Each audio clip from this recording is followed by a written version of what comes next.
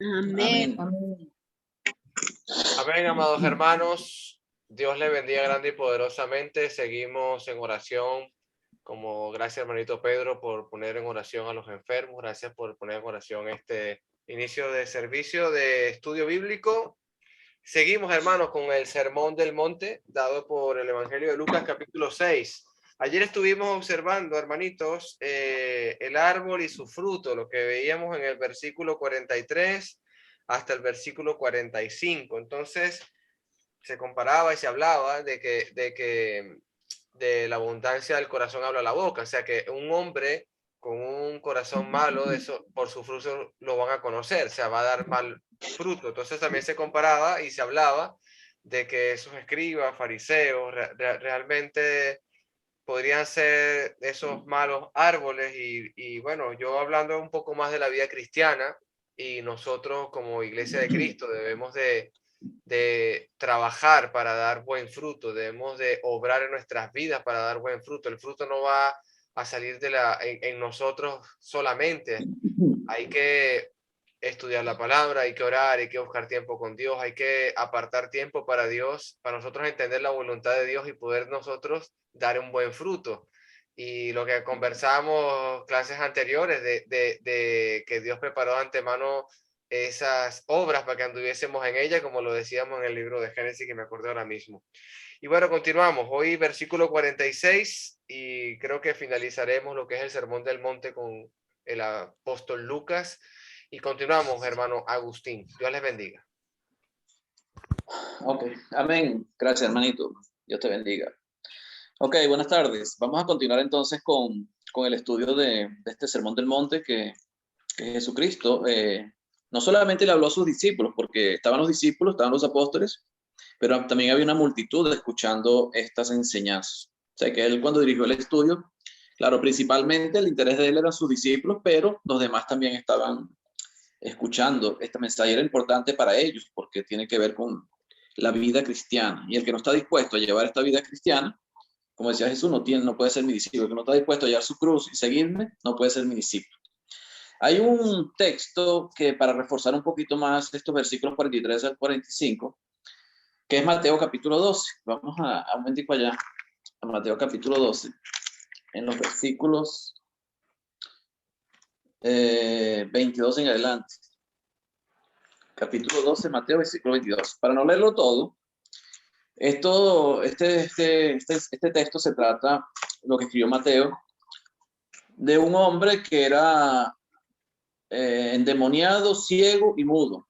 Y dice que se lo trajeron a Jesús para que lo sanara. Y así y tanto fue la sanación, que dice que el ciego veía y hablaba. O sea, que él fue sanado completamente ese día. Dice que toda la gente quedó atónita, como dice el versículo 23, toda la gente quedó atónita y se preguntaban, ¿será este aquel el hijo de David? O sea, la gente se preguntaba quién era Jesús. Pero ¿qué decían los fariseos sobre Jesús? Este echa fuera los demonios en el nombre de Belcebú, en el nombre de Belcebú. Y Jesús, claro, los reprende, dice que, bueno, que Satanás no puede, o sea, que Satanás no puede estar dividido contra sí mismo, porque un reino dividido no puede permanecer. Pero él dice que él echa fuera los demonios por el Espíritu de Dios. Versículo 28 dice, pero si yo por el Espíritu de Dios echo fuera los demonios, ciertamente ha llegado a vosotros el reino de Dios. Y por eso Jesús después les habla de que todo blasfemia contra, o sea, todo lo que hablen de Jesucristo les será perdonado. Pero la blasfemia contra el Espíritu Santo no jamás será perdonada ni en este siglo ni al venidero. Porque estaban hablando en contra o blasfemando sobre el hecho de que Jesús había sanado a un hombre que era endemoniado, sordo y mudo, y que lo había hecho en el nombre de Belcebú, pero Jesús le dice, yo lo hice por medio del Espíritu Santo, el Espíritu de Dios. O sea que la blasfemia tenía que ver con eso, con hablar mal o injuriar las cosas santas, y en este caso el Espíritu Santo. Por eso él decía que eso no iba a ser perdonado. Lo que me quería referir tiene que ver en los versículos 33, perdón, refiriéndose a los fariseos, porque también en el Sermón del Monte, cuando Jesús habla sobre los frutos, todo buen árbol el buen árbol no da malos frutos, ni el árbol bueno y el árbol bueno es el que da buenos frutos. Aquí también se está refiriendo a lo mismo y está hablando de los fariseos, de los escribas, de las personas que eran los conocedores de la ley, los que enseñaban y cuidaban de que la gente supuestamente guardara lo que era la ley de Moisés. El versículo 33 decía, o haced el árbol bueno y su fruto bueno, o haced el árbol malo y su fruto malo, porque por el fruto se conoce el árbol. Y se estaba refiriendo a ellos, le está diciendo a ellos malos, aunque eran los que supuestamente vigilaban y cuidaban lo que era la ley de Moisés, pero no entendían o no querían entender realmente las señales que estaban viendo, que era Jesús haciendo los milagros, las señales, y no estaban viendo realmente el mensaje que estaban recibiendo con esas señales que estaba haciendo Jesús, por las profecías que se habían escrito y por todas las cosas que se habían dicho del Mesías. Generación de víboras, fíjense cómo le dice a ellos, generación de víboras, ¿cómo podéis hablar lo bueno siendo malos? Y se está refiriendo a los fariseos, los malos. Porque de la abundancia del corazón habla la boca. El hombre bueno del buen tesoro del corazón saca buenas cosas, y el hombre malo del mal tesoro de su corazón saca malas cosas. Entonces, Jesús prácticamente se está refiriendo a ellos, y lo vemos en el mismo Sermón del Monte, que está refiriendo a los fariseos, y que nosotros no podíamos, o ellos, en este caso los que estaban recibiendo este sermón en ese momento, no podían imitarlos, tenían que tener cuidado con su corazón, tenían que vigilarse a sí mismos, no hacer lo mismo o no imitar lo que estaban haciendo los fariseos, los escribas, ¿verdad? Los que eran supuestamente los que conocían y sabían acerca de la ley y las profecías. Ellos tenían que cuidarse de eso. Y nosotros tenemos que hacer lo mismo, tenemos que cuidar nuestro corazón, tenemos que vigilar nuestro corazón realmente, porque de la abundancia del corazón habla la boca. O sea, nuestro comportamiento tiene que ver con lo que tenemos en el corazón. Nuestra vida tiene que ver con lo que tenemos en el corazón. Por eso tenemos que vigilar nuestro corazón, tenemos que cuidarlo, ¿verdad? Y cuando habla del corazón, no estamos hablando del órgano que bombea sangre. Estamos hablando de nosotros, ¿verdad? Nuestros sentimientos, lo que nosotros sentimos, lo que nosotros queremos, lo que hacemos, ¿verdad? Lo que tenemos por dentro. Es importante que tengamos mucho cuidado y seamos vigilantes de eso. Santiago, cuando hablaba de la lengua, creo que conocemos ese texto.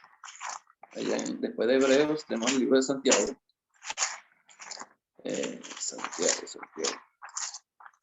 Santiago en el capítulo 3. El versículo 12 decía, hermanos míos, ¿puede acaso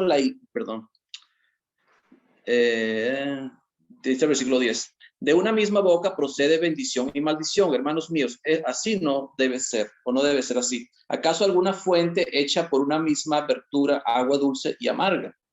Hermanos míos, ¿puede acaso la higuera producir aceitunas y la vid higos? Así también ninguna fuente puede dar agua salada y dulce. O somos una cosa o somos otra, no podemos ser dos cosas. No podemos hacer dos cosas al mismo tiempo. Por eso tenemos que ser vigilantes de nosotros mismos. Por eso Jesucristo le escribía a los discípulos, les hablaba a los discípulos acerca de tener cuidado cuando juzgamos a alguien. O sea, mírala, no mires la paja, o sea, cuando vayas a mirar la paja de tu hermano para quitársela, mira primero a ti, mírate a ti mismo, porque tú tienes una viga. O sea, tenemos que tener cuidado con nosotros, vigilarnos a nosotros, vigilar nuestro corazón, cómo está nuestro corazón realmente, nuestra vida, cuando nadie nos está viendo. Nuestra vida cuando nos desenvolvemos en el mundo, cómo es nuestro comportamiento, nuestra manera de hablar, nuestra manera de dirigirnos a las personas, la motivación por la cual hacemos las cosas, la fe que tenemos o no tenemos. Es importante que tengamos siempre eso en cuenta, que tengamos cuidado de nosotros mismos, vigilemos mucho nuestro corazón, es importante. Dice que del corazón mana la vida, nuestro corazón mana la vida, o sea que tenemos que tener cuidado de esto. ¿Algún comentario sobre esto o seguimos con el versículo 46? Yes. Ok, ¿quién puede leer el versículo 46 al 49 del capítulo 6 de Lucas? Hermana Nelly. La palabra de Dios dice, ¿por qué me llamáis Señor, Señor, y no hacéis lo que yo digo? Todo aquel que viene a mí y oye mis palabras y las hace, os indicaré a quién es semejante. Semejante es al hombre que al edificar una casa cavó y ahondó y puso el fundamento sobre la roca. Y cuando vino una inundación, el río dio con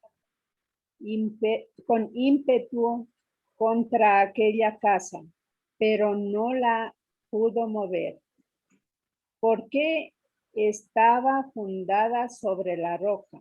Mas el que oyó y no hizo, semejante es al hombre que edificó su casa sobre tierra sin fundamento, contra la cual el río dio con ímpetu y luego cayó, y fue grande la ruina de aquella casa. Amén. Amén, hermano. ¿Qué comentarios podemos hacer sobre esto? ¿Qué comentarios tienen ustedes sobre estos textos, estos versículos que acaba de leer nuestro hermano? ¿Qué podemos comentar? Bueno, que hablando, perdón, hermanita Alice, continúe usted. Justamente estaba hablándole, le estaba hablando ayer a mi sobrina que es cristiana. Le estaba hablando porque ella me escribe y me dice que nada me sale bien. Nada me sale bien, nada. Yo hago esto, no me sale bien. Yo hago lo otro y no me sale bien.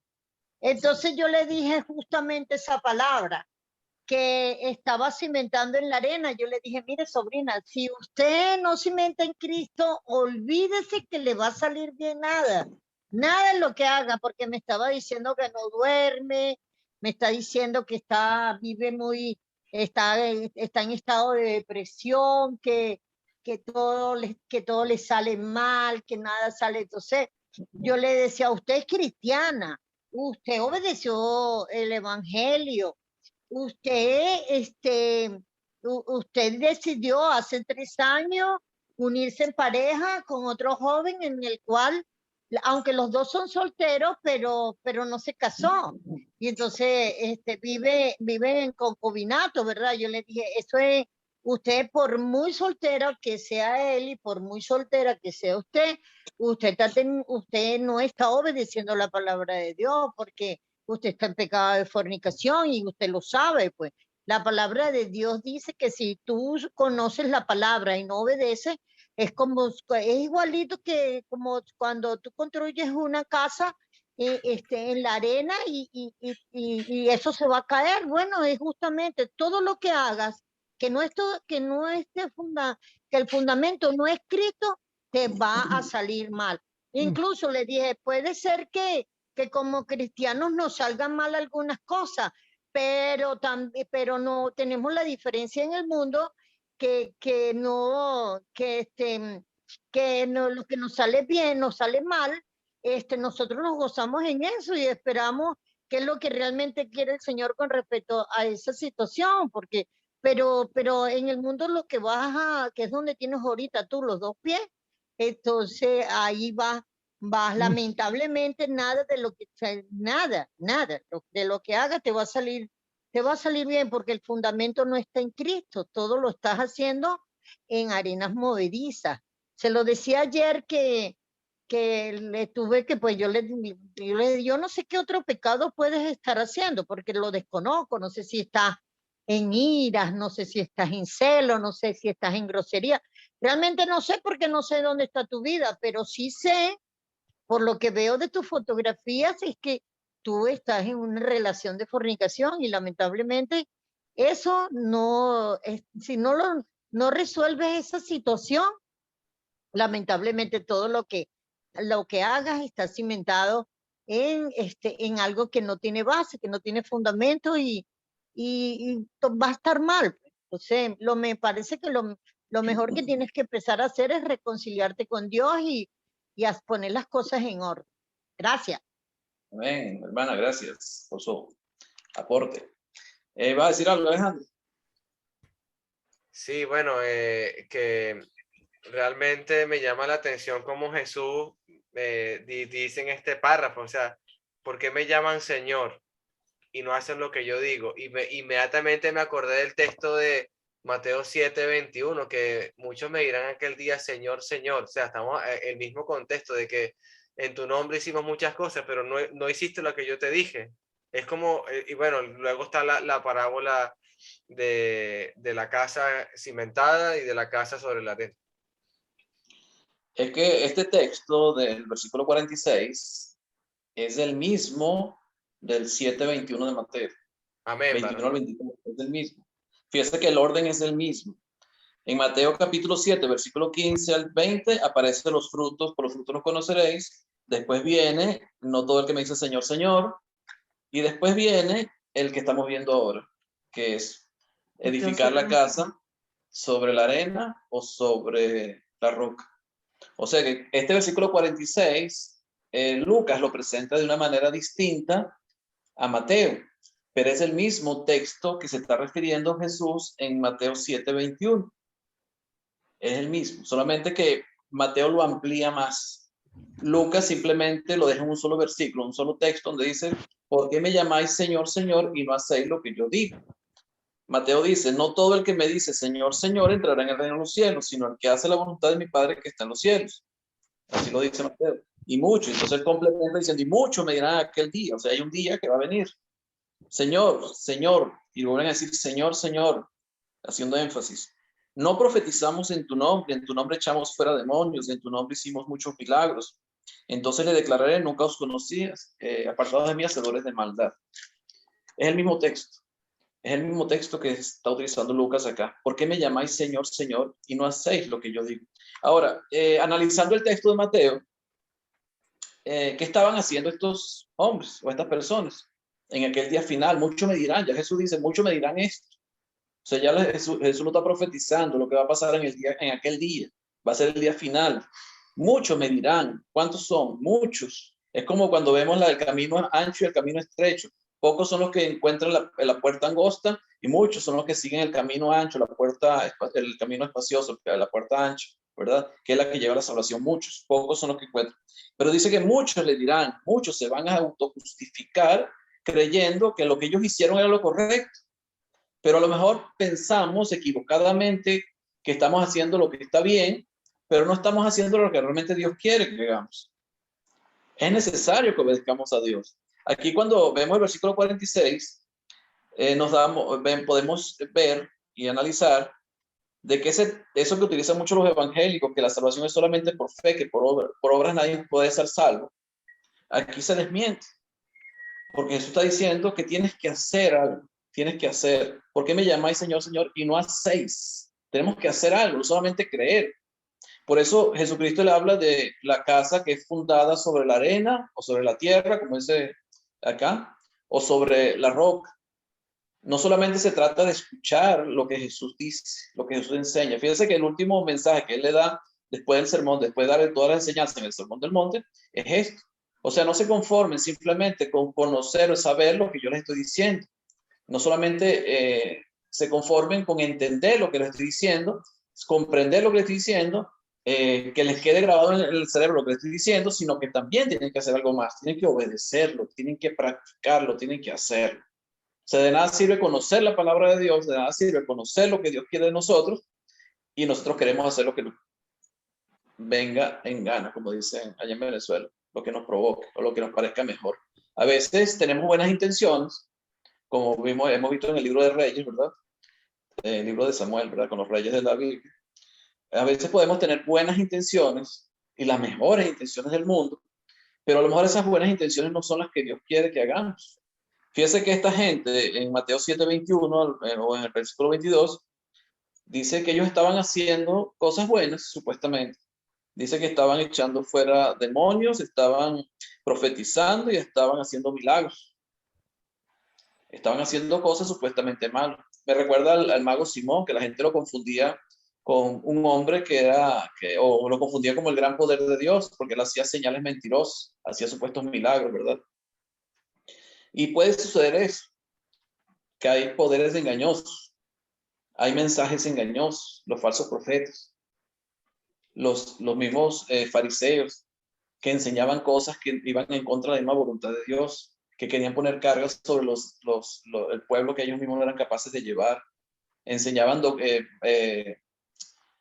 doctrinas de hombres al pueblo, los convertían en mandamientos de Dios. juzgaban a las personas por no practicarlos o condenaban a las personas por no practicarlos. El mismo Jesús, ¿cuántas veces no lo quisieron condenar por esas prácticas que no eran parte de la voluntad de Dios? Pero ellos querían que se obedeciera como si fuera mandamiento de Dios.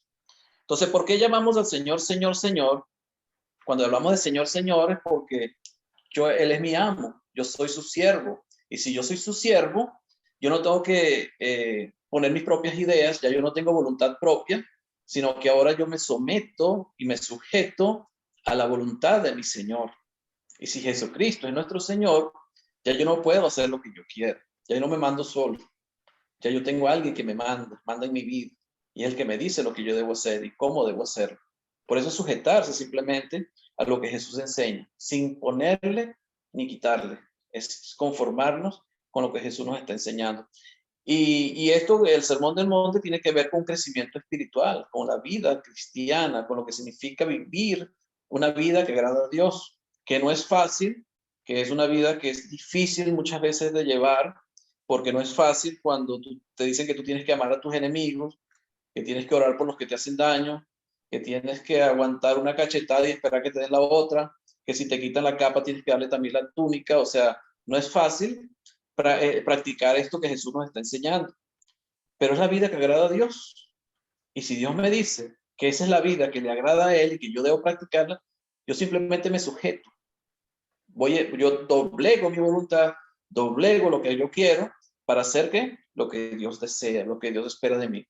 Y eso es un crecimiento. Eso no es que yo hoy conocí estas enseñanzas y ya mañana las empiezo a practicar. Eso no es así. Eso es un crecimiento. Tenemos que empezar a doblegar nuestro cuerpo, a esa lucha interna que tenemos entre espíritu y carne, ¿verdad? Que como el apóstol Pablo decía, que lo que hacía no lo entendía, porque lo que él hacía era lo que no quería. Entonces había como una lucha interna entre espíritu y carne, ¿verdad? Que nos mantiene siempre como haciendo las cosas que no debemos. Por eso tenemos que tener una lucha. Por eso cada vez que estudiamos la palabra de Dios, estamos alimentando nuestro espíritu, y a medida que alimentamos nuestro espíritu, el espíritu se fortalece más que la carne. Y cuando el espíritu tiene más fuerza que la carne, entonces doblegamos y la carne tiende a obedecer. Y ya el espíritu es el que somete a la carne a la voluntad de Dios. Y eso es lo que tenemos que hacer, el crecimiento. Por eso, eso igual, no solo las enseñanzas. Perdón, dime, Fidel. Agustín, eso es igual acá en el 48 cuando dice que debemos edificar, o sea, es semejante al hombre que edifica. O sea, nosotros debemos estar en una constante edificación para poder estar completamente arraigados a Cristo, porque si no lo conocemos, ¿cómo podemos nosotros ser semejante a Él? Ahora, una de las cosas que pasan en casi todas las congregaciones o casi todos los que ponemos este ejemplo y que el Señor Jesucristo coloca aquí, cuando habla que en el 47, que todo aquel que viene a mí, o sea, el que va a Él, dice, y oye mis palabras y las hace, os indicaré a quién es semejante. ¿Por qué? Porque muchos pasan por el proceso de transformación, se bautizan y al poco tiempo se va otra vez al mundo. Y muchos a veces tienen tanto tiempo en la congregación, pero no tan bien edificados. Y cualquier ventolera, cualquier situación, por eso es que él hace aquí en esta forma, esta parábola, habla de una inundación, habla de una tierra fértil, habla de estas cosas. ¿Por qué? Porque el que no esté bien fundamentado en Cristo Jesús, el que no tenga una buena doctrina, una buena enseñanza, un buen conocimiento de la palabra, cualquier cosita lo puede tumbar, hermano. Se lo puede llevar. Y por eso es que habla cuando habla también inclusive de la siembra, habla de la parábola del sembrador, habla de estas situaciones. También eso pasa, que si no estás en una buena tierra, se riega, eso igualito. Entonces, Fíjate lo que dice Santiago. Vamos a leer un momentico Santiago capítulo 1. Vamos a leer el versículo 21. 1:21 de Santiago.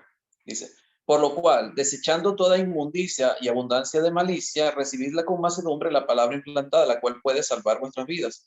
Pero sed hacedores de la palabra y no tan solamente oidores, engañándoos a vosotros mismos. Porque si alguno es oidor de la palabra, pero no hacedor de ella, este es semejante al hombre que considera en un espejo su rostro natural, porque él se considera a sí mismo y se va y luego olvida cómo era.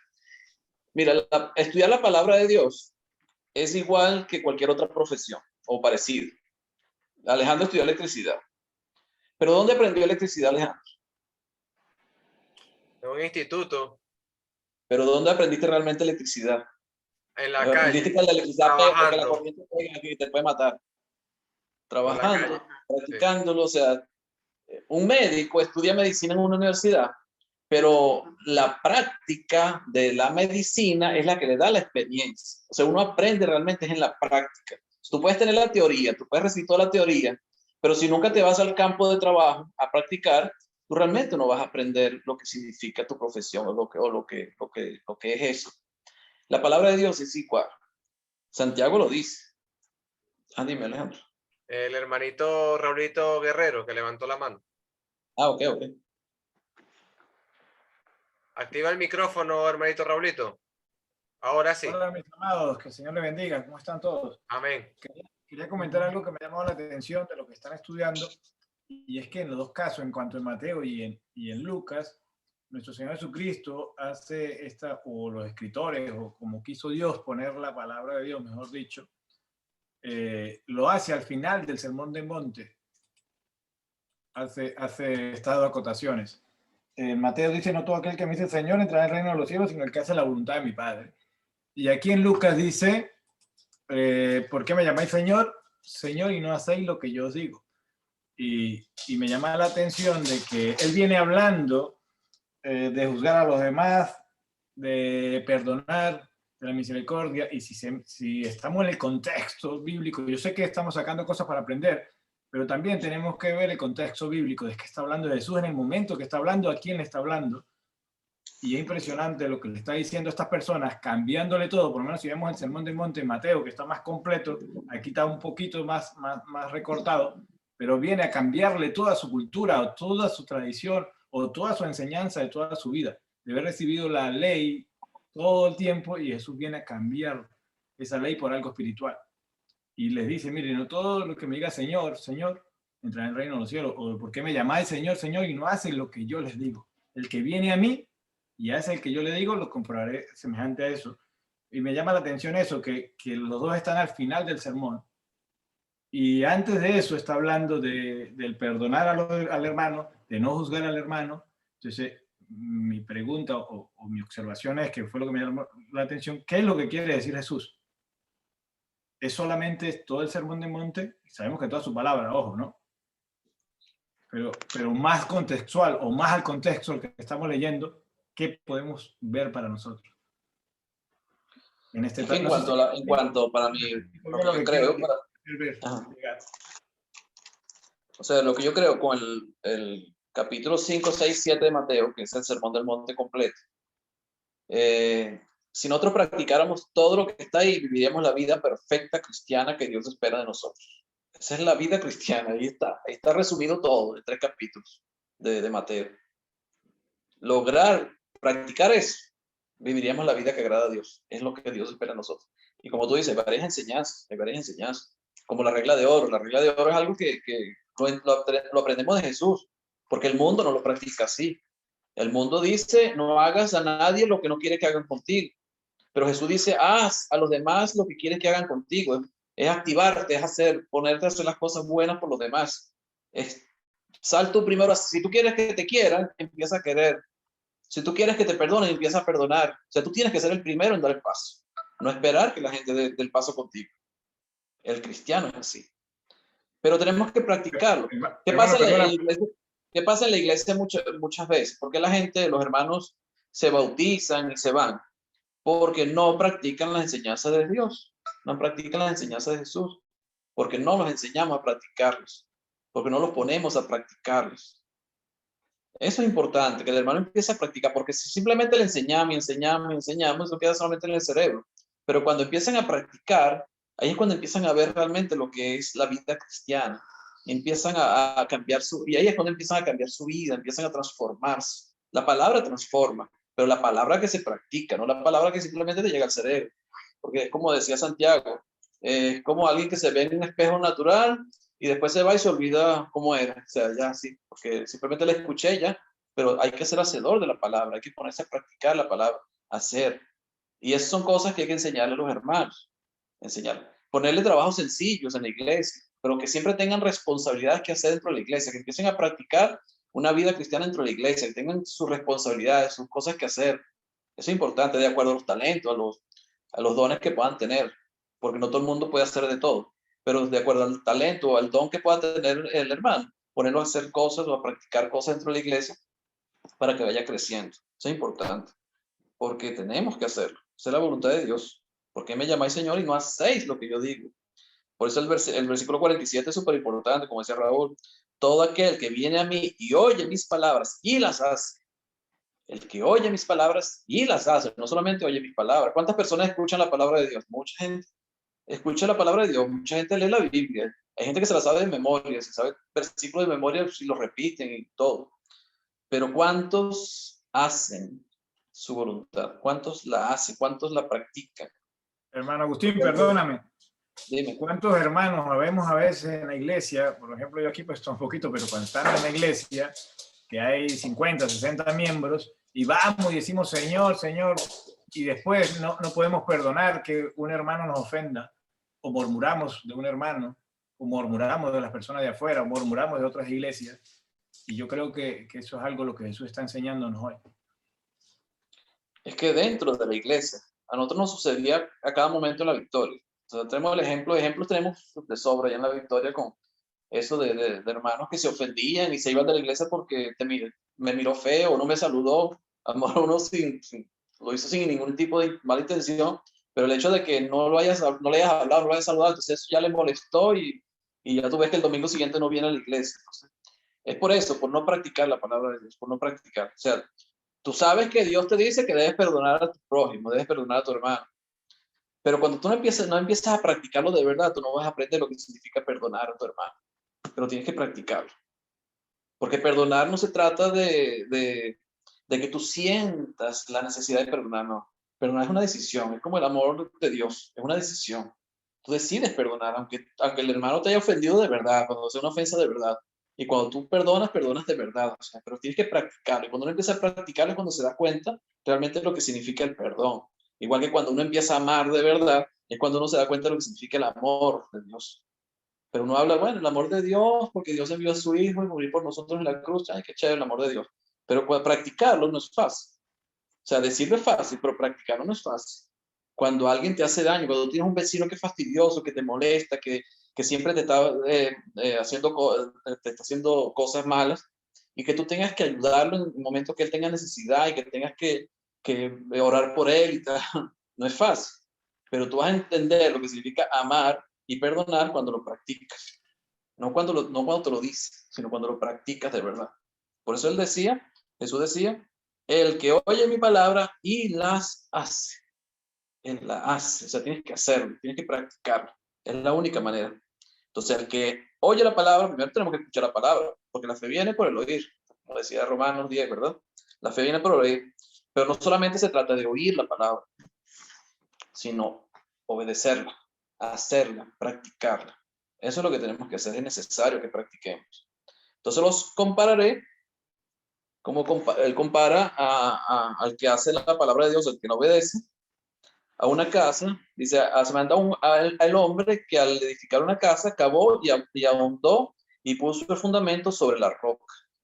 ¿Por qué cuando obedeces, no solamente cuando escuchas, sino cuando obedeces, tu casa es fundada sobre la roca? ¿Cuál es la razón? ¿Por qué razón?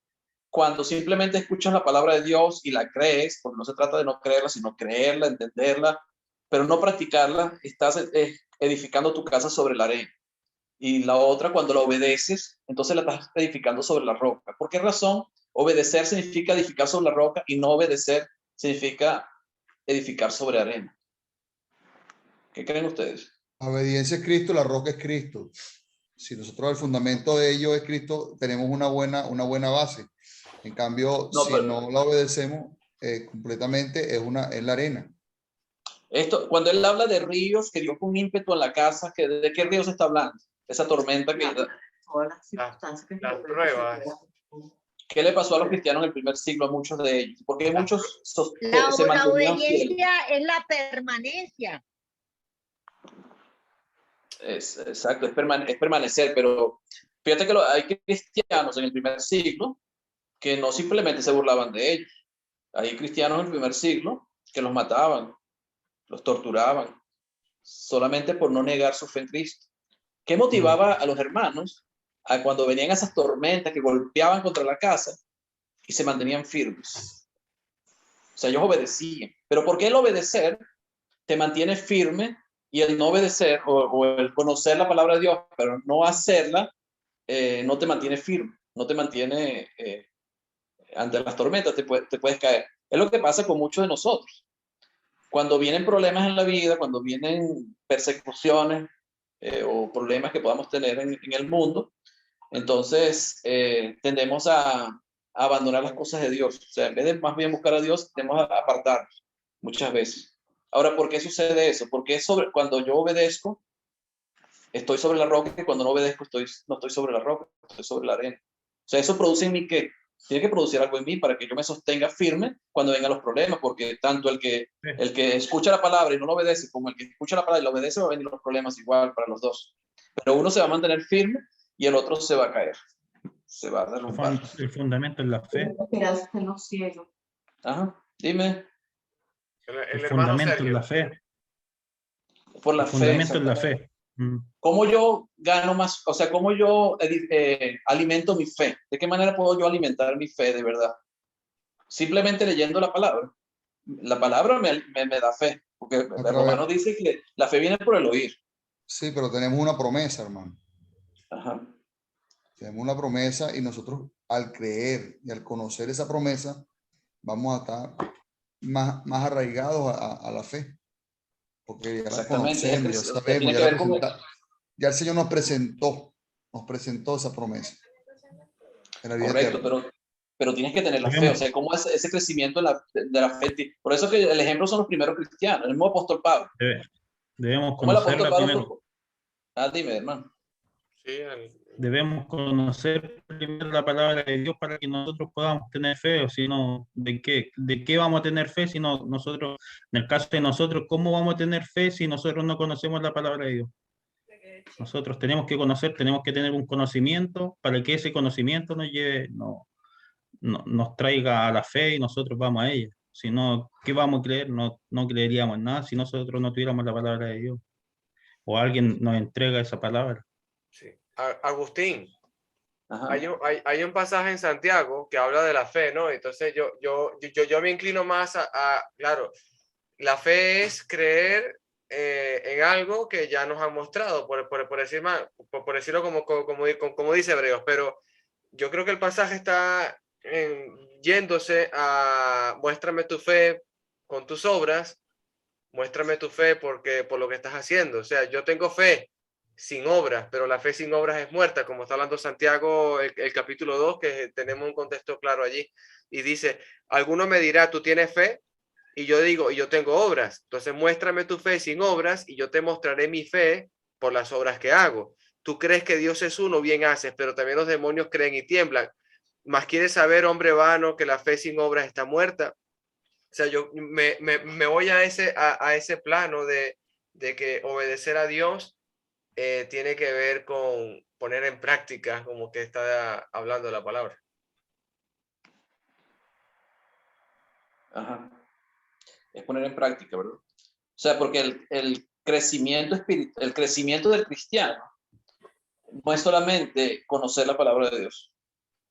O sea, el crecimiento del cristiano tiene que ver con el ser hacedor de la palabra. O sea, tienes que practicar la palabra. Para que tú crezcas de verdad, no es que o sea, es necesario saber la Biblia, es necesario conocer la Biblia, tenemos que estudiar la Biblia, es necesario.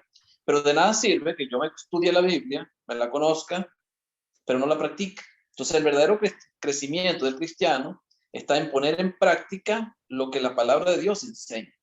Cuando yo simplemente conozco la Biblia, como dice, fíjate lo que dice el versículo 49, más el que oyó y no hizo, semejante es al hombre que edificó su casa sobre la tierra sin fundamento, contra la cual el río dio con ímpetu y luego cayó y fue grande su ruina de aquella casa. O sea, el que oyó y no hizo, o sea, no obedeció, no hizo lo que Cristo quería, o lo que le estaba mandando, o lo que Cristo le estaba enseñando. Entonces, cuando yo no hago, dime. Iglesia de Cristo, Otay levantó la mano. No sé si quiera comentar algo el hermanito o la hermanita. Saludos, hermanos. Soy el hermano Cristian. Hermanito Cristian, un abrazo fuerte, varoncito. Cuéntanos. Saludos, hermano. Me ha gustado estar con ustedes. He tenido unas semanas de trabajo, pero aquí estamos. Okay. Es bien importante este pasaje. Nos enseña muchísimas cosas. No quiero adelantarme, pero ahí en el verso 48 creo que también nos ayuda a comprender de qué se está hablando. Cuando ya entra el otro hombre, dice, bueno, desde el 48 menciona, semejante es al hombre que al edificar una casa cavó hondo y ahondó y puso el fundamento sobre la roca. El otro puso el fundamento sobre la arena, o bueno, más bien no tenía fundamento, ¿no? Dice, semejante es al hombre que edificó su casa sobre la tierra sin fundamento. Entonces, hay una palabra importante que es el fundamento. ¿Y sobre qué está el fundamento? ¿Sobre qué está la base? Uno no tenía fundamento y el otro sí tenía fundamento. Entonces, la fe podría ser ese fundamento, pero ¿la fe en qué? Porque el que sí edificó su casa de buena manera, dice, fue sobre la roca. Entonces, el fundamento podría ser la fe, pero la roca debe ser Cristo, porque al final no podemos confiarnos en nosotros mismos, que por nosotros mismos nos sostenemos, sino por el Señor. Entonces, el fundamento, uno de los grandes fundamentos de la vida cristiana sí es la fe, pero la fe en Cristo, la fe que se demuestra, como han dicho, en obediencia. Entonces, creo que las dos cosas van de la mano y habla el fundamento y sobre la roca es Cristo, como decía el hermano, ¿no? Entonces, hasta ahorita lo que puedo comentar, más adelante me gustaría comentar otra cosa del siguiente verso. Amén, Cristian. Gracias, hermanito. Seguimos, Agustín.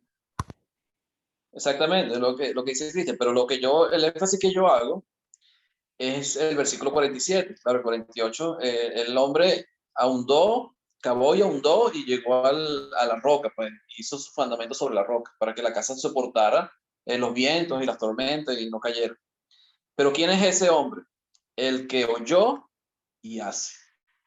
El que oyó y hace. El que oye la palabra y la hace, o sea, la obedece.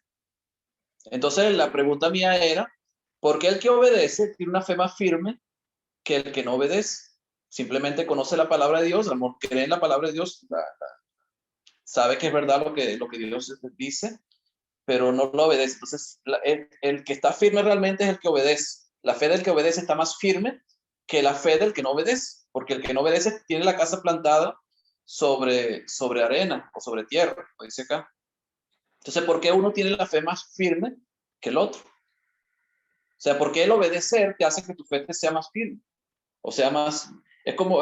por eso es que los cristianos en el primer siglo, como decía yo hace rato, pasaron situaciones bastante difíciles porque hasta los mataron, los torturaron, los quemaron vivos y no negaban su fe.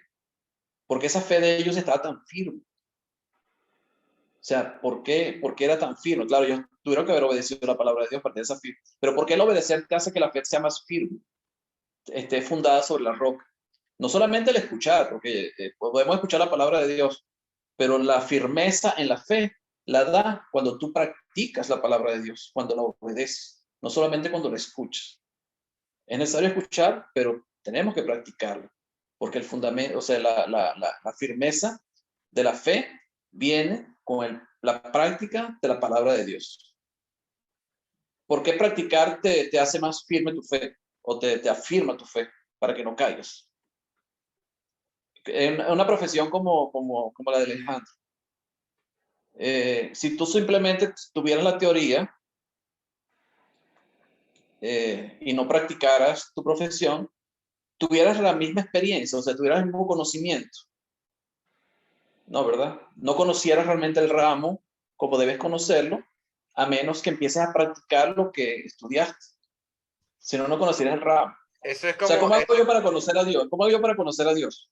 es como decirle Simplemente mira, Agustín, eso es como decirle a un hijo tuyo, hijo, yo te quiero, pero no te mueves a darle un abrazo, a darle un beso, o le dices a tu esposa, te amo mucho, pero no te acercas a ella, no la abrazas, no la besas. O sea, estamos hablando de que es necesario caminar, es necesario accionar. O sea, no tan solo el pensarlo en hablarlo, tienes que ir allá. Es una persona, por ejemplo, el hermanito Franco presente. El hermano Franco está pasando por una tribulación muy grande. Y es necesario que lo apoyemos en oración, es necesario que estemos con él. No tan solo verle sufrir. O sea, yo siento el dolor de mi hermano. Está aquí con nosotros y para mí es una alegría tenerlo en la reunión. Pero es importante demostrarlo. ¿Cómo demostramos eso? ¿Cómo accionamos eso? Es cuando ves un hermano, voy a citar a Santiago otra vez, si ves un hermano pasando hambre, desnudo, ¿qué le dices? Ir en paz, caliéntate tú. Con este frío que hace en Madrid, hermano Fidel. No, es que hay que darle una cobija y hay que llevarle la comida. A mí me gustaría opinar con respecto a esta situación. Por lo menos el caso que yo les planteo de mi sobrina, que me llama ayer toda desesperada, que todo le sale mal. La diferencia está, no es que nosotros cuando estemos en obediencia no vamos a pasar por tormenta, porque ahí no lo está diciendo, que fundamentados en la roca vienen tormentas y permanecemos, porque también vamos a tener las tormentas cuando estamos obedeciendo, pero esas tormentas van a purificar nuestra fe está siendo pulida como el oro, se está poniendo de más quilate nuestra fe cuando estamos en esa obediencia, lógicamente, y vivimos confiados, vivimos en paz, vivimos tranquilos, aún en las tribulaciones, si nosotros seguimos obedeciendo a Dios y nos alegramos en las tribulaciones, nos gozamos en las tribulaciones, porque sabemos que estamos aferrados a Cristo, nuestra fe se purifica y después de la tormenta vamos a quedar como más fortalecidos, más bendecidos, porque después de toda tormenta viene la calma y en esa calma vamos a disfrutar de lo que quedó de esa tormenta. Es la diferencia cuando tú no obedeces a Dios, cuando tú estás apartado de Dios, cuando tú, entonces ahí es triste porque estás solo. Entonces las cosas que pasan mal, las tormentas, te van a llevar a depresión, te van a llevar a enfermedades, te van a llevar a tristeza, te van a llevar a lloro, porque tú estás viviendo desde tu propia fuerza y vas a ser abatido por las tormentas, vas a ser golpeado, vas a ser hasta destrozado y puedes hasta llegar a quitarte la vida en una situación de esa. ¿Por qué? Porque te apartaste, no estás agarrado a nada, pues no, y más aún cuando uno es cristiano, porque esto es para cristianos, cuando uno es cristiano y sabe que está la palabra de Dios ahí y conoce que hay una verdad y que tú que tú la ignoras o simplemente no te interesa hacerlas con las cosas como Dios quiere. Entonces, ¿cómo estás? Estás solo. ¿Y en qué vas a terminar en las tormentas? Lo mismo lo que me comentaba mi sobrina ayer. Yo le dije, hija, entiende que no es por cuando tú digas, tú puedes decir Señor, Señor, pero si no lo estás obedeciendo, ¿de qué te sirve Señor, Señor? No te sirve de nada.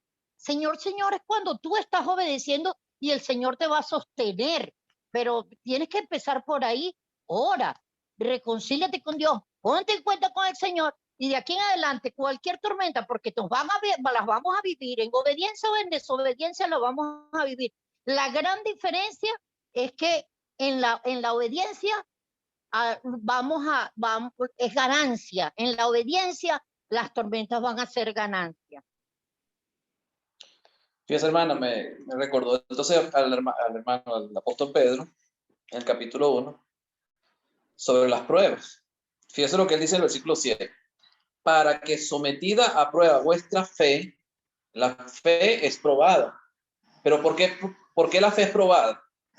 No para fortalecer la fe, sino para ver si la fe es verdadera. Mucho más preciosa que el oro, el cual aunque perecedero, se prueba con fuego. ¿Por qué el oro se prueba con fuego? A ver si el oro es verdadero. La fe se prueba ¿con qué? Con dificultades, con tribulaciones. ¿Para qué? Para ver si la fe es verdadera. ¿Pero de dónde viene esa fe verdadera? No de las pruebas. La fe te prueba. Las pruebas prueban tu fe. Pero no, las pruebas no son las que te hacen tener fe. Las que te hacen tener fe es conocer la palabra de Dios y hacerla y practicarla. Es lo que está diciendo Jesucristo. El que escucha mis palabras y las hace, lo compararé. Por eso cuando yo estoy fundado sobre la roca, podrán venir las pruebas y la prueba va a probarme. O sea, esas pruebas me van a probar si mi fe es verdadera. Si mi fe es verdadera, yo voy a permanecer. Si mi fe no es verdadera, yo voy a caer como la casa que está fundada sobre la arena. Por eso la obediencia es la que me va a hacer crecer en mi fe, conocer a Dios. Yo para conocer realmente a Dios, yo no simplemente tengo que escuchar lo que dice la palabra de Dios, tengo que poner en práctica lo que la palabra de Dios me está diciendo. Si no, no estoy conociendo realmente a Dios. Estoy escuchando de Dios, pero no lo estoy conociendo de verdad. Hermano querido, me gustaría su comentario. ¿Qué es lo que estás sintiendo? Hermano querido, bueno, hermano querido, pues realmente creo que todo está ya bien precisado y puntualizado. Sí. Realmente es poco lo que tendría que aportar, porque pues realmente está bien centrado. Solamente tengo dos cositas muy sencillas, pues, y la primera es que cuando Jesús verdaderamente es nuestro Señor, ¿verdad? Nuestra fe es indestructible. O sea, cuando realmente es el Señor de mi vida, mi fe es indestructible, no puede ser destruida ni desvanecida, independientemente de todo lo que sobrevenga. Pueden venir tempestades, ríos crecidos, adversidades, etcétera, etcétera. O sea, si Él es el Señor de mi vida, si realmente yo le reconozco y Él es mi autoridad, ya no vivo yo, ¿verdad? Sino que vive Él en mí, ¿verdad? A través de no solamente el oír su palabra, sus mandamientos, sino obedecerlos, pues eso me va a dar una indestructibilidad, por decirlo de algún modo, a mi fe. Y es lo que realmente Jesucristo quiere. Y no es casualidad que eso sea lo último que se menciona en el Sermón del Monte, pues, porque es ya la conclusión del Sermón del Monte, pues, o sea, el hacer todo lo que Él enseñó en ese sermón, ¿verdad? Y también me llama mucho la atención que Jesucristo advierte y aclara. Claro, ya lo mencionó la hermana Alex hace unos instantes, ¿verdad? Él advierte, ¿verdad?, que cuando Él es el Señor, o sea, a través de la obediencia que le profesamos a sus palabras, van a venir adversidades, van a venir tormentos. O sea, a veces la gente cree que por seguir a Jesús no van a venir tormentas. O sea, las tormentas vienen, el río impetuoso viene, la tribulación viene. O sea, y Él quiere advertir y aclarar eso. O sea, Él quiere dejar eso claro. Él está advirtiendo a lo que está enseñando. Bueno, todo esto que yo estoy enseñándoles a ustedes va a ser causa de prueba, va a ser causa de tribulación. El ustedes observar, obedecer todo esto que yo les he enseñado por ir en contra de todo lo que ustedes han aprendido desde niños, como está explicando el hermano Raúl ahora. O sea, esto le va a traer problemas a ustedes. O sea, viene la hora de la verdad, viene la hora de la chiquita, como decimos aquí en Venezuela. Entonces, me llama la atención esas dos cositas. Y otra más muy breve, ¿verdad? En el versículo 48, cuando dice el hombre sabio, el que edifica su casa sobre la roca, dice que él cavó y ahondó. O sea, cavó y ahondó y puso fundamento. O sea, yo ahí veo un esfuerzo de parte del hombre sabio. Cuando nosotros oímos la palabra de Dios y tenemos fe y produce fe en nosotros, y viene obediencia en nosotros a eso que estamos aprendiendo, o sea, eso hace que hagamos un esfuerzo, o sea, nos hace ser personas esforzadas, y es lo que Dios quiere. Pues esa expresión me llamó la atención. el contraste o lo opuesto al que oye la palabra de Dios y pues es como el ejemplo que pusiste de Santiago que o sea, se olvida cómo era, pues, o sea, no la pone en práctica porque es flojo, es sinvergüenza y no quiere poner de su parte, pues no cava, no ahonda, no profundiza, no pone de su parte. Eso, yo creo que esa palabra está allí con ese propósito, en el versículo 48, cuando dice cavó y ahondó. O sea, ser cristiano implica eso, hermano. Esfuerzo, sacrificio, ahondar y profundizar en nuestro Señor Jesucristo. Solamente eso, hermano. De resto, gracias a Dios, creo que todo es maravilloso, gracias a Dios. Hermano querido. Amén. Mira, me hiciste acordar algo, Pedrito, de, bueno, un comentario que ya ha hecho mi hermano Roberto Miranda en clases anteriores, de que el maestro va a ser todo ejemplo para nosotros. Es decir, cuando él está diciendo aquí hacer la voluntad del Padre o hacer las palabras que él está diciendo, porque él no ha hablado por su propia cuenta, él habló todo lo que el Padre le ha dicho que tiene que decir, va a cumplirla. Y me acuerdo del libro de Hebreos capítulo 5, verso 8, porque decía, y aunque él era el Hijo, por lo que padeció, aprendió la obediencia. La aprendió, porque llegó hasta una cruz, aunque pasó por un Getsemaní rogándole al Padre 3 veces que pasara la copa, aprendió la obediencia. Y es algo que obedecer a la fe es, como dice Agustín, la carta de Pedro, nos van a probar. Hermano querido, dígame. Sí, bueno, hay algo que también había pensado durante la enseñanza y creo que el hermano Raúl preguntó ahora qué es lo que quiere decir Jesús, o sea, qué es lo que quiere mostrar. Estuve pensando en la pregunta del hermano Raúl y yo creo que Jesucristo quiere ser el Señor realmente, o sea, quiere ser el Señor y el Rey de nosotros. Y no era solamente un problema para aquel entonces, para los judíos, sus discípulos en aquel momento que le oían.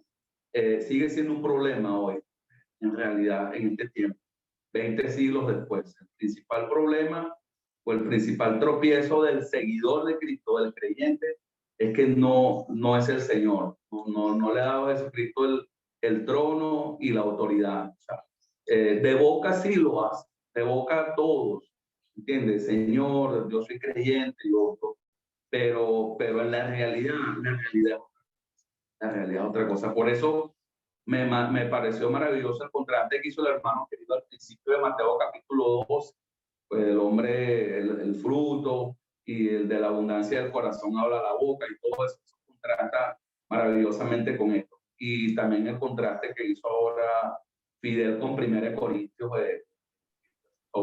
sobre qué fundamento estamos edificando. Ese es un pasaje paralelo poderosísimo con Lucas capítulo 6 y Mateo capítulo 7. Entonces, el principal problema hoy en día es sembrar a Cristo en el corazón de la gente y que Él sea el Rey y el Señor de su vida. Cada quien quiere seguir haciendo lo que quiere como mejor le parece. Entonces, siempre ha sido un problema. Por eso también tú decías, hermano querido, ahora que lo importante es enseñar a obedecer, a guardar, y es lo que Jesucristo también quiere enfatizar, y en Mateo capítulo 28 lo dice, ¿verdad? Cuando dice enseñándoles a guardar todas las cosas que os he mandado, o sea, enseñándoles a obedecer, a poner en práctica, y este es el desafío. Creo que Roberto quiere decir algo. Bueno, tratando de ver el cuadro grande que hacía el comentario Raúl también. O sea, Jesús en el capítulo 6 tiene sus discípulos con él y de ahí escoges 12. Y esos 12 y después los discípulos y después la muchedumbre se pone a hablarles a ellos. En su proceso, lo que está haciendo discípulos, está haciendo apóstoles, tiene que entrenarlos, enseñarlos y les va primero a enseñándoles lo que les va a decir ahorita, que es muy importante, y después ya va a salir y ellos van a ver lo que él está haciendo, va a mostrarles el ejemplo, como decía la práctica, lo que estaba hablando Agustín, pero va a ser el ejemplo hacia ellos. Pero aquí en el inicio del entrenamiento de estas gentes, lo primero que les tiene que poner es mostrarles que el premio aquí en la tierra es pobreza, hambre, despecho, ¿verdad? Insultos, aborrecimiento, ¿verdad? Esa es la verdad. Eso es lo que les va a pasar. Eso es lo bueno. Pero lo bueno para ellos es que en el cielo, versículo 22, hay premio, ¿verdad? Hay premio. Entonces la vida eterna vale la pena pasar todo esto. Ya les está diciendo de una manera. Lo segundo que les dice, ¿verdad? Es que se establece la justicia y les está enseñando el verdadero amor, el perdón, así rápido, ¿no? No juzgar, no andar juzgando, no poner la mirada en las cosas aquí, sino enseñar simplemente la justicia, basarse en la firmeza de la roca, o sea, las palabras que yo os he dicho, esas las juzgarán en el día postrero, dice Jesús, Juan 12, 48, ¿verdad? Esa es la roca. El fundamento es ahí, hay que ahondar, estudiar como locos, intensamente estudiar como locos, ¿verdad? Y seguir el ejemplo de los que son, considerar la conducta de ellos, como dice Hebreos capítulo 12, capítulo 13, ¿verdad? De los ancianos, de los que son ejemplo nosotros, considerar su conducta y seguirlos, imitarlos, ¿verdad? Imítenme a mí como yo imito a Cristo, dice el apóstol Pablo. Entonces, ese es el fundamento de lo que está hablando aquí. Primero, entonces, estar dispuestos a sufrir. Segundo, conocer el verdadero amor de Dios. Tercero, no juzgar a los demás y saber perdonar. Y cuarto, basarse en la roca, que es la palabra de Dios, a través de Jesucristo. A través de Jesucristo, y usar eso para verlo y saber que eso lo va a hacer. Entonces, inmediatamente después de eso, ¡pum!, va a empezar a hacer y mostrarles a ellos cómo lo hace. Cómo lo hace. Y cada milagro que hace él no es para mostrar su poder tanto como para poder llamar la atención a las gentes, para que la gente le oiga, porque la fe no viene por ver milagros, la fe viene por el oír la palabra de Dios. Y se van a fijar ustedes que a medida que va mostrando sus milagros, ¿qué es lo que había pasado aquí en el capítulo 6? Estaba sanando a todo el mundo que se le acercaba, ¿verdad? Y aprovechando que había muchedumbre, ahora sí les puso a hablar. Solo eso quería aportar así en forma de cuadro grande. Amén. El hermanito Cristian y luego el hermanito Fidel. El hermanito Cristian, díganos. Sí, hermano. Dos cosas. Primero, resalta aquí en el pasaje, en esta sección, desde los primeros versículos, nos enseña que es sabio obedecer, porque dice ahí que el hombre prudente o sabio, dicen otras versiones, se le compara a este hombre que tiene una buena edificación. Entonces dice que el que edifica sobre la roca es un hombre prudente, quiere decir que es sabio obedecer. Es sabio obedecer. Lo segundo es que, pues resaltando el tema que se está presentando ahí, que es la fe, este pasaje por lo menos nos enseña tres cosas de la fe. Primero, que la fe en Jesús es muestra de amor. Y porque si Él es nuestro Señor y yo le obedezco, entonces mi fe se está presentando ahí, ¿verdad? Se le está poniendo al Señor ahí delante. Entonces, la fe en Jesús es muestra de amor. Luego, que la fe en Jesús es un gran fundamento. Como decía el hermano Agustín, si estamos diciendo que el fundamento es la fe, bueno, la fe en Jesús es un gran fundamento que necesita cada cristiano. Otro tercer punto es que la fe en Jesús nos sostiene en las pruebas. Y otra vez, regresando al punto, que si el fundamento es la fe, entonces la fe nos sostiene. Porque en ambas personas, sea prudente o insensato, ambos les vienen ríos, dan con ímpetu, vientos y soplan la casa. La diferencia es que uno cae y el otro no cae. Entonces, la fe se convierte entonces en un gran fundamento y que nos sostiene en las pruebas. Ahora para concluir a esta porción, yo le he llamado de tres maneras, o de dos maneras y una sumando a lo que están diciendo aquí. La primera manera que le llamo a esta porción es: el tiempo de la prueba llegará. ¿Sí? El tiempo de la prueba llegará. A todo cristiano le vienen los ríos, los vientos, dan con ímpetu. Entonces tenemos que reconocerlo. Como decía el hermano Miranda, ¿no? La vida del cristiano no es fácil. Y van a venir, claro que van a venir los ríos y los vientos y van a dar con ímpetu, pero la diferencia va a ser cuáles son tus bases. ¿Cuáles son tus bases? ¿Quién te va a sostener? ¿Te puedes mantener en pie cuando venga el tiempo de la prueba? Entonces, ahorita tal vez no estamos en tiempo de prueba, pero de que va a llegar, porque el pasaje lo enseña, ¿no? También, como decía, una segunda cosa que enseña esta lectura de manera general es la importancia de las bases, la importancia del fundamento, y creo que es algo que debemos de trabajar siempre en los recién convertidos y aún en nosotros mismos, las bases, porque por eso muchos cristianos apostatan, porque no tienen buenas bases, porque nunca tuvieron buen fundamento. Entonces es bien necesario trabajar en las bases de la vida cristiana, en los fundamentos de la vida cristiana. Entonces, y como un tercer punto aquí en esta lectura, o que nos enseña, es que oír y obedecer añade fortaleza a nuestra vida y nos prepara para lo que viene. Entonces, oír y obedecer añade fortaleza, ¿sí? La importancia de las bases y el tiempo de la prueba llegará. Creo que son tres temas que se tocan aquí así de manera general, y no olvidar que la pregunta o la pregunta que hace toda esta comparación, la pregunta de Jesús es: ¿por qué me llamas Señor y no hace lo que digo? Es la pregunta que origina esta comparación, y creo que eso es algo que sigue retumbando hoy hasta nuestros días, ¿no? ¿Por qué me dice Señor y no hace lo que digo? Y eso debe contestarse de manera individual, ¿no? Si le llamamos Señor, pues hay que hacer lo que Él dice, si no, pues no lo podemos decir, ¿verdad? Y como decía el hermano también Miranda, pues no olvidar que aquí se le está hablando a los discípulos, y quiere decir que parte de la naturaleza del discípulo es que un discípulo obedece. Entonces, ese es el comentario. Amén, hermanito Cristian, gracias. Hermanito Fidel. Sí, basado en eso, me quitó la palabra, hermano.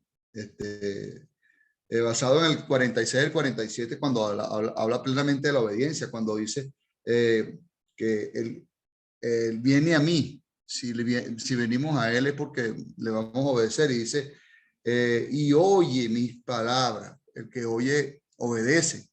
Entonces, esos padecimientos que pasamos o que hablaron anteriormente, no es desde ahorita, es desde el principio de la palabra del Señor, desde el principio de Génesis, habla de estos padecimientos, ¿no? Todos los que han padecido, imagínate, todos los patriarcas, David, Job, todos pasaron por padecimientos, y la palabra es muy clara.